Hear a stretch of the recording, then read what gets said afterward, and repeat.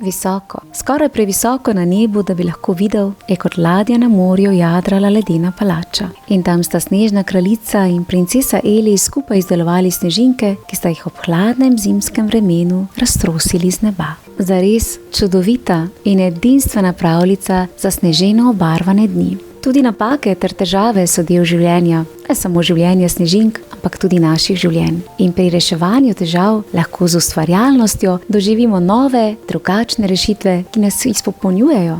V mojem knjižnem kotičku pa lahko prisluhnete še pravljici z naslovom Barnabus, žvirca z napako, v kateri boste spoznali žvirco, ki ni bila popolna, a skozi navdihujočo zgodbo Barnabus dokaže, da nič ni nemogoče. Prijazno vabljeni k poslušanju. Lepo se imejte v zasneženih zimskih dneh in ne pozabite, da je prav vsakdo izmed nas nekaj posebnega in skupaj ustvarjamo čudoviti svet. Pošiljam vam snežni pozdravček.